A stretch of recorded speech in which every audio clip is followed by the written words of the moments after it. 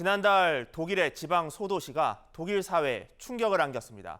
처음으로 극우정당 소속 정치인이 시장에 당선됐기 때문인데요.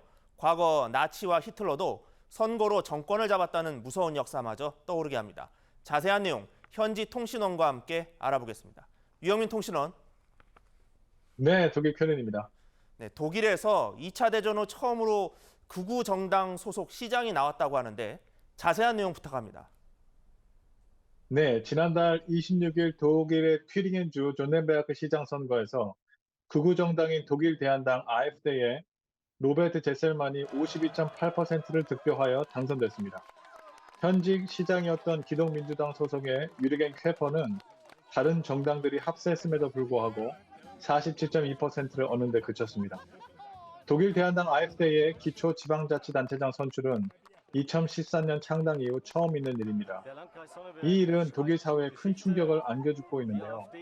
AfD는 인종차별과 강경한 반이민, 반이슬람 노선을 취하는 정당으로 독일의 민주주의 가치관에 큰 위협이 되는 정치 노선을 가지고 있기 때문입니다. 독일의 다른 정당들과 언론들 모두 민주주의 위기라며 경고를 보내고 있는데 영국 가디언은 중앙 정치에 대한 신뢰가 무너졌음을 보여준다라고 논평했고 미국 CNN은 정치적인 댐의 파괴라고 표현했습니다. 제 주변에서도 놀라움과 걱정을 감추지 못하고 있는 상황입니다. 네, 중앙 정치에 대한 신뢰가 무너졌다고 말씀하셨는데요. 실제로 중앙 정치라고 할 수 있는 숄츠 총리가 이끄는 신호등 연정에 대한 비판 여론이 정말로 강한지 궁금합니다. 네, 현 정부에 대한 여러 가지 비판이 있는데 그중 하나가 재정 규칙 완화 정책입니다. 정부는 코로나19와 기후 대책을 위해 재정을 쭉 확장해 왔는데 이런 방향이 재정 건전성과 통화 안정을 위협할 것이라는 불안이 있습니다. 또 시리아와 우크라이나 이민자가 많아지면서 재정이 부담이 되고 현지인과 충돌도 증가하는 등 이민자 포용 정책의 한계를 보여주고 있습니다. 석탄과 화력 에너지 중단 정책도 논란입니다. 석탄 화력 발전은 독일 전력 생산의 전체 20%를 차지하고 있고 많은 고용과 세금을 창출하는 분야입니다. 따라서 전면 중단은 에너지 부족과 경제 침체를 초래할 수 있다는 우려가 있습니다. 또 다른 정치적인 문제는 정부의 리더십 문제인데요. 현 정부가 큰 방향성을 분명하게 보여주며 뚝심 있게 나가고 있는가에 대해 불만이 있습니다. 신호등 연정은 각각의 정치적인 입장과 이해가 상이하기 때문에 3당의 협력과 타협이 중요한데 현재는 잘 이루어지지 못하는 모습을 자주 노출하고 있습니다. 3당 연립정부는 독일 정치 역사상 처음이었습니다. 따라서 이 새로운 실험이 변화와 혁신을 가져올 것인지 아니면 불안과 불만을 낳을 것인지 관심이 컸는데요. 현재까지는 안타깝게도 후자에 가까워 보입니다. 중앙 정치가 제대로 기능하지 못하면서 극우가 반사 이익을 얻는 문제도 발생하는 걸로 보이는데요.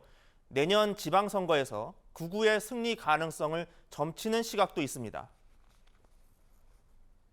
네, AfD는 앞서 말씀드린 것처럼 정부 정책에 대한 불만, 즉 이민자 문제나 기후변화 대책 등을 비판하면서 지지세를 넓혀가고 있습니다.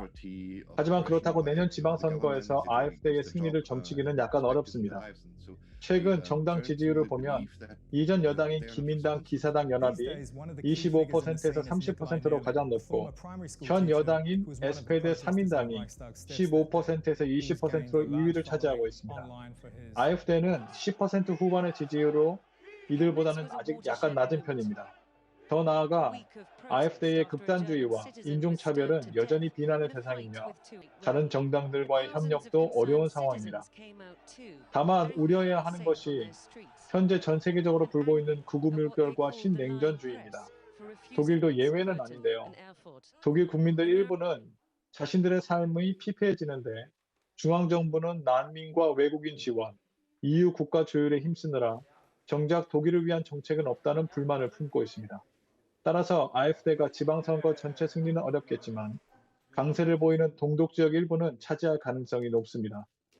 장기적으로는 만약 신호등 연정이 현재의 위기를 제대로 다루지 못한다면 독일 내 극우의 힘이 점점 커지는 것은 물론 세계 정치와 EU 안에서도 독일이 큰 어려움을 겪을 것으로 예상됩니다. 지금까지 독일 쾰른에서 전해드렸습니다. 감사합니다.